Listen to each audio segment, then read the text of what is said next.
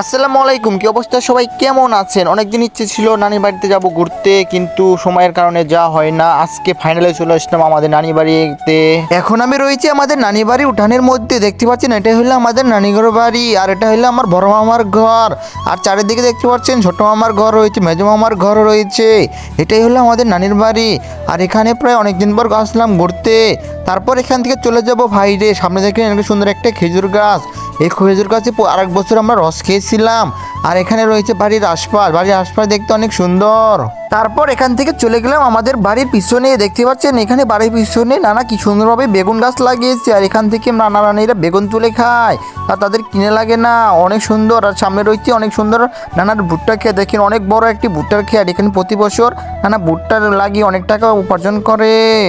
তারপর চলে গেলাম বাড়ির পিছনে। এখানে খালাতো ভাইকে মামা কি সুন্দরভাবে চুল কাটতেছে। এখানে আমি সুন্দরভাবে ভিডিও করছিলাম, আর সবাই মিলে হাসছিল। দেখেন মামা অনেক সুন্দরভাবে সবার চুল কেটে দেয়, আমারও চুল কেটে দিয়েছিল, অনেক ভালো লাগছিল।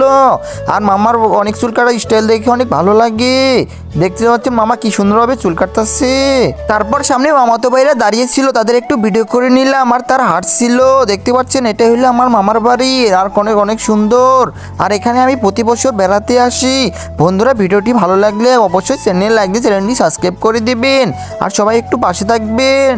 বন্ধুরা, তারপরে চলে গেলাম রাস্তায়। দেখছেন আমাদের নানিবাড়ি এলাকায় রাস্তা কি সুন্দর, অনেক সুন্দর সুন্দর বাড়ি রয়েছে, অনেক ভালো লাগে। এলাকায় আসছিল, অনেক সুন্দর সুন্দর বাতাস পাওয়া যায়।